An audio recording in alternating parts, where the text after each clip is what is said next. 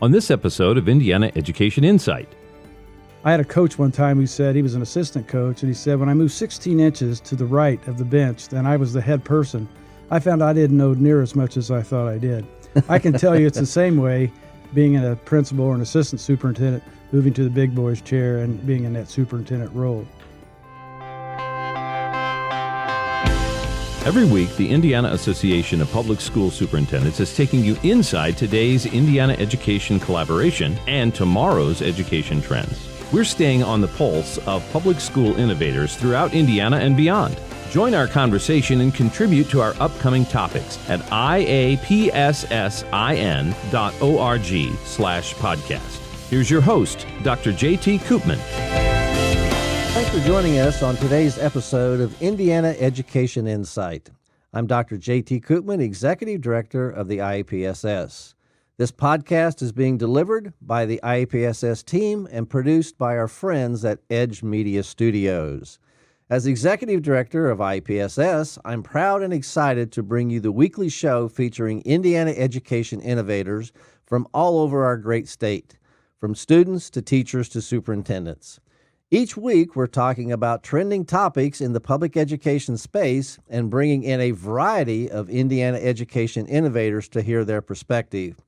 We'll also be talking to higher education leaders and educators at the state level as we work together as proactive public education advocates. As with any organization, it takes skilled leadership to be successful, and that is one of the main missions of IAPSS, developing great public education leaders. We're always excited to have experienced and passionate educators joining the show, so let's get started with today's conversation. Topics and trends in Indiana education. Today's guest is Mr. Steve Wittenauer, founder and co-owner of Administrator Assistants. Mr. Wittenauer has been involved in education as a teacher and administrator for several years before founding and developing Administrator Assistants. Mr. Wittenauer also previously served as an Indiana principal and superintendent. So having the ability to look at education from various lenses is very important. Mr. Wittenauer and his partners have been tremendous assets to public education in Indiana. Let's find out how he views some of the issues in Indiana public schools. Welcome, Steve. We really appreciate you being on the show today, and we have a few issues that we want to talk about. So why don't you start by telling us a little bit about AA and your role in AA? Thank you, JT. First, let me thank you for having me be a part of this podcast. Administrator Assistants is almost 10 years old now. It became a company after I decided to retire as a superintendent of schools and try to do something else. And with the help of Dr. Gilbert Crimmins, superintendent at Tri-County at the time, we decided that we would try to form a company that would help schools solve problems. In fact, that's our slogan is helping schools solve problems. So as I said, we've been in existence about 10 years. We do different types of things for various school corporations depending on what they want us to do. We started with a simple process that in 2008, Governor Daniels at the time was kind of wanting school corporations to look at being 2,000 students or more. Mm-hmm. And so one of the first jobs we got was to do one of those studies, and we did that in Randolph County. And that's how the company kind of got started. So from that point on, then we started looking at other things that we might be able to do. We started with Dr. Crimmins, who remained as superintendent at Tri-County. But then we talked to Tom McCaig, who was a superintendent at Peru, Mike Turner, who was a superintendent at Greencastle, to get their input on what the company could and should be doing for schools in Indiana. That's how it's really got started. As I said earlier, Dr. Crimmins is my partner. Started the business, been at it for almost 9 years. He came on board after he retired as superintendent 3 years ago, and so now we are working together to continue to help schools solve problems. Well, first of all, it almost seems impossible that you retired 10 years ago and that Dr. Crimmins retired 3 years ago. That just doesn't seem possible because I've known each of you as school superintendents for quite some time. So you talked about helping school districts, and as a superintendent, you were very, very good at pinpointing things to help your school districts. What are some of the most prolific things that you do at AA to help school districts? Well, all these programs that we have and the team that we've put together, looks at various things that a school corporation wants. It's not us going to a school corporation and saying, we can do this or we can do that. It's kind of the opposite. School corporations come to us and say, for example, can you develop a strategic plan for us? Then we develop a strategic plan. A board may come to us and say, we need help finding a superintendent. Can you help us with a superintendent search? And we do that. We do budgets, obviously, and the things that are normal with an education consulting company. We are currently doing a lot of extracurricular reviews because, as many people out there know, the state isn't doing those as much as they used to. Mm-hmm. And so one of the big things that's happened over the last couple of years is looking at the extracurricular reviews. We also have been involved in helping school corporations with some construction projects. Oh, really? Where we will provide them a clerk of the works. Okay. When I was in building projects in my lifetime as a superintendent, it was always important for me to have someone on site that I could trust and know, right. And usually they were from the community, right. So they had a stake in it as well. Yep. I trusted people to do the work with the architects and construction managers, but just had to feel that for me to have another pair of eyes that represented a corporation to find out if, in fact, everything was done according to specs, attend all those construction meetings. So we've been doing that as well. And as you know, we're just getting ready to start another program where we are going to provide some mentorships through IAPSS because we think there's a definite need for those first-year superintendents and those superintendents who've been in the process for a year to have help. I can tell you from my own personal experience, as first-day principal and then as an assistant superintendent, I would wonder, why is that superintendent making that decision? Right. I had a coach one time who said, he was an assistant coach, and he said, when I moved 16 inches to the right of the bench, then I was the head person. I found I didn't know near as much as I thought I did. I can tell you it's the same way being a principal or an assistant superintendent, moving to the big boys chair and being in that superintendent role. Right. So because we've worked with so many school corporations in the state of Indiana, and because we've worked with so many boards and so many superintendents, we can tell you that those people who get into those superintendent positions are just like I was. Mm-hmm. They thought they knew, but until they sat in that chair and had to make some decisions, they didn't. Right. So we felt that one of the things that would be very beneficial for leadership in the state of Indiana was to develop this mentor program. I can tell you as a former superintendent, and maybe I didn't look at the right places, I found very little opportunity for professional development for me. If I had a skill set that probably wasn't as good as it should be, I really didn't know where to go to get some advice on how to do that. We believe that this mentoring program through IAPSS with the superintendents that we'll have involved as mentors, they can identify with every problem that a new or one-year superintendent has. And so we think that's kind of a program that we think will certainly add credence to what we do and work specifically on questions that new superintendent or that first-year superintendent has. Right. It's not us asking the questions, it's them asking the questions of us. So when we think of superintendents, how should boards be looking at building their superintendent's leadership capacity? Well, I first think they need to know what their superintendent's strengths are. Right. And you don't know that until you've probably been in that seat for maybe 6, 8, 10 months. You know, once the board figures out that I'm really good at finance, but I'm not very good at my social skills, then it's up to the board, I think, to help me create a situation where my skills are a little better set than what they were when I walked into there. Because as I said earlier on, you don't know what you don't know until you've been there for a while. Right. Yep. And a lot of people who maybe have been a principal or an assistant don't realize that the number of people that the superintendent needs to talk to, has to talk to, wants to talk to. I can recall an instance where a person who followed me as a superintendent said, well, you didn't tell me everything about being superintendent. I said, well, what do you mean? He said, well, every time I look up, there's somebody at my door. And I said to him, remember, you were the assistant. They didn't come to your door. They came to my door. Yeah. So you find out real quickly that you are wanted to be seen by many different facets. And there are certain things that you have to address quickly. And things, as I've learned over the course of my many years in administration, is there's also times that you need to sit back and think about that question before you just shoot from the hip. Sometimes when I shot from the hip, I shot myself. Right. And as I learned as being in the superintendency or in the principalship even, if I waited a day before I got back to that person and said, you know, I've thought this over, I think this is the best solution for our problem, or here's the best answer for your question, I did a much better job than just shooting off the cuff. Right. So who do you think would be good mentors, and what skill sets would you expect mentors to have, and how can we match mentors with these new first and second year superintendents? Well, I think we need to find out who those superintendents are and have a discussion with them first. And then once we find out what their strengths are, we do not want to put a mentor with them that has the same strengths. Right. We'd want to put a mentor with them that maybe has a different strengths than what they have. Then by doing that together, they're going to be able to strengthen that new superintendent. We have a myriad of different personalities on our team, and I think most of those people, and they were all very successful Absolutely. Administrators, Yep. Whether they've been a principal or a superintendent.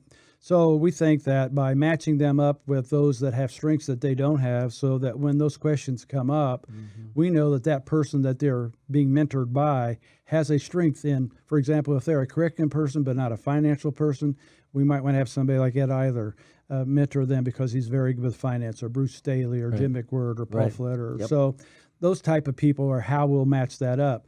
First, by finding out what their strengths are, and most time they know what their strengths are and they know what their needs are. Sure. So once we know what those are, I think it'll be very easy for you and I to then determine who that mentor might be. They may know some of our folks, and they may want that person to be their mentor. We certainly will open that up to them as well. Right. And I believe we talked about trying to regionalize that, Right. To some degree, because we want the mentor and the mentee to be, in close proximity. However, they can communicate by email or by phone, but we also want that personal contact there. And so having them in close proximity, I think, is going to be as important as we can, but also having the mentor and the mentee possibly as collaborative as possible, and making sure that there's a good match there. And so I think that you're really onto something with this mentor program, and something that we've all known for quite some time is necessary, but we just haven't been able to get it together. So my thanks to administrator assistants and you for really taking the bull by the horns and saying, we're going to do this, and we need to get it done. So IAPSS is very excited about this opportunity to serve our members, and especially our new members in a different way. So I want to thank you for that. I think you've also developed another program, another leadership academy, if you will, that has a variety of elements to it. And I'd kind of like you to talk to our audience about that. Well, I mentioned earlier about finding professional development. While the mentor can provide some professional development, we think that there are other areas that are important for a new superintendent to be aware of. And we've developed 7 classes, and these classes cover human capital, instructional leadership, personal behavior, building relationships through organizational curriculum and teamwork, building culture and achievement, organizational and operational resource management, which is kind of building a budget and knowing how that works, and then teacher evaluation, which has been a real important piece here over the last 5 or 6 years, because obviously teacher evaluations now are really set to compensation. We never had a class. I never had a class when I was at Purdue that told me how to evaluate anybody. But we have people now who have done that, who can help new folks figure out what an evaluation should look like and how it should be used, those types of things. So these professional development classes were developed to last maybe 3 days apiece. We realize, though, that superintendents don't always have 3 days to give, and so we could probably condense those. But we think those various topics that I mentioned, and they really come from the Department of Education. On their website, they have an administrative certificate, and 6 of these things, not including teacher evaluation, were on there. So we were trying to model these professional development classes so that when you took those, they were appropriate because they were on the DOE website as that you could use to get your certification. Right. So we think these are very well planned out curriculum. There's a syllabus that goes with each one. The team members are responsible for writing all these classes, and so they would be the ones that would be responsible then for teaching them. We think that when a superintendent gets evaluated, most superintendents are certainly going to have areas that they can improve on. And if a board decides that they need to have something as far as personal behavior, and you've been marked down in that particular section. You can take that class with us and hopefully give you some professional development in an area that you are perceived to be weak in, and take that particular class. And then take that information back to your board and say, okay, this was an area that you indicated I need to improve. This is what I've done to improve that. And so you've got, for lack of a better term, kind of a checks and balance there, but an operational way of handling a superintendent evaluation. Exactly right. We think that it gives the board an avenue to help their superintendent. We think, obviously, the board and superintendent, it's a marriage, and we certainly want that to last as long as it can. Right. This mentoring program mentioned earlier, I think, gives us a chance to keep that honeymoon lasting as long as it possibly can, because we're trying to help them through some of those rough spots that the board maybe thinks needs to be addressed. The professional development classes is just another part of that. As I said earlier, it didn't have much professional development in my lifetime when I became a superintendent. We think these classes, even for experienced superintendents, might be something they might want to look at to see if, in fact, an area that they are perceived to be a little weak in, they might take that class and improve those skills as well. Well, there's an old adage is sharpening the saw. And a dull saw is not going to cut through much of anything, and so you have to keep the saw sharp and the edge sharp so that you continue to be productive as a superintendent. So these classes are going to help with some of those things. So we really appreciate that. Yeah, I believe that most boards want their superintendent to be successful. I don't think there's anybody out there who doesn't want their superintendent to be successful. Right. So this gives them another avenue, if you will, to help that superintendent be even better than they currently are. And I think if you have that kind of relationship with your board, they're going to be very willing to help you get into these academy classes so that they can improve that skill. Right. Yeah, that's what it's all about. It is. It certainly is improving it. Yes. So as you are traveling about the state, meeting with boards, meeting with superintendents, attending a variety of events, where do you see the future of educational leadership headed in Indiana? Well, I believe that we've been dealt difficult task as we've gone through our life as a superintendent. There are different laws that have been enacted that's made us look at things a little bit differently, certainly into finance, because that has changed over the last 4 or 5 years, and it's certainly going to change next year when we go to 2 silos. I think that the mentoring, especially of these new people who don't know how it's been with the 5 funds that are going to be looking at the 2 pillars or 2 towers of where that money goes, very important that the mentor helps them understand, while there may be 2 streams of money, so to speak, you still have 5 funds and 5 areas that you need to take care of. Right. It may not say transportation, it may not say capital projects, but we know that money's in there with the general fund and those other silos. So I think what I would see happening is an education of those new folks that will let them know that this isn't all money that can just be negotiated away. I think you have to still continue to have your 5-fund budget, quite frankly, and have something set aside for transportation, have something set aside for capital projects and the other funds that I mentioned earlier. So I think the going forward is to educate our new folks and even some of our veterans about this is maybe what you should do when you look at your budget looking in 2019. I think 2018 is the same as it is now as we finish that project up. And so it gives us a year with our mentors to kind of shift to that next strategy of those 2 silos so that we just don't frit that money away unnecessarily. Yeah, I absolutely agree. And since you and I have been superintendents, there's been so much change in our profession, and obviously those that are getting into it only know what they are being dealt so far as their hand is concerned today. For some of us that have been out of the business, trying to get back into the business today with all these new changes would be, I think, a daunting task. I think it would be very difficult because of our background in the way we were brought. Yeah. Well, I just want to say that if there are things as the Superintendent's Association that we can do to better serve our members, that's certainly my goal as the executive director. And having you out there with this mentor program with the academy is something that is also going to help us serve our members. So I just want to thank you for that. I think it's a great attribute for what you do. continuing with the education, but having the foresight to see some of these things. So any advice that you would want to give, future educational leaders, whether they be principals or superintendents, moving forward? Well, I think you need to investigate what you want to do before you do it. As I said, I was a little naive thinking that I knew everything there was to know as an assistant superintendent to be superintendent. I found out that wasn't necessarily the case. And so you had to learn through the bumps and bruises of being a superintendent. But I'm encouraging those people who have a passion to help kids, because the bottom line here is administrator assistants certainly wants to help boards and help superintendents and principals. But the bottom line is, whatever we do in any of our programs, it's to help that little guy and little gal. Right. And if we've helped those administrators do a better job and their boards do a better job, then we still have an effect on students. We got into this business as a teacher first because we wanted to help our kids. Right. And then you have the ego thing where you think, well, if I can help 24 kids in a classroom, maybe I can help 500 in a school.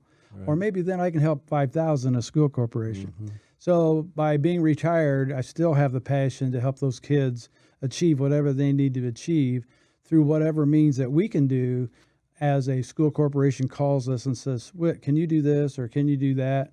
Then we try to say, yes, we can, or we also can say, no, we can't do that. We're involved in a situation now in Muncie where it's a very tough situation, one that we think we can solve with their help, and with the DUAB helping us along the way from the state. Right. But those are new challenges that come up almost every day in this business. There's always something that comes up that maybe you hadn't planned on, that with my team we certainly can address and hopefully make a difference for that little guy and that little gal. Well, and let me tell you that I really appreciate that approach that you've taken, because it's all about the kids.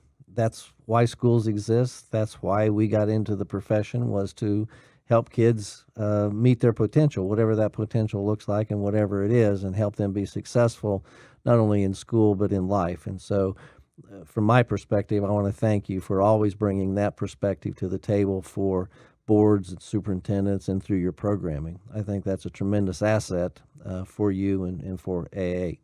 So I want to thank Mr. Wittenauer for being our guest on IEPSS's edition of Indiana Education Insight.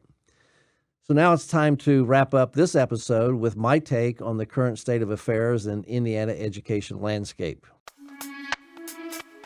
Dr. JT's closing comments. Unfortunately, even though we have had so much research about the fact that leadership matters regardless of the organization, but especially in schools, just like we need a commitment to high-quality public schools and educators, we need to make an investment in high-quality leadership programs for our public schools. It is my hope that we can demonstrate the value of leadership development programs to our legislators and get our state leaders to contribute to these programs on behalf of our Hoosier communities.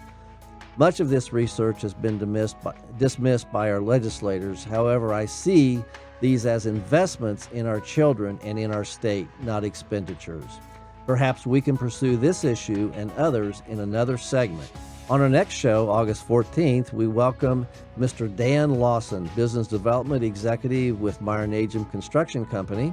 Perhaps he can provide some additional insight into the State House and education. Join us for that and more on the next Indiana Education Insight. Thanks for being a part of today's show, so please stand up for Indiana Public Schools.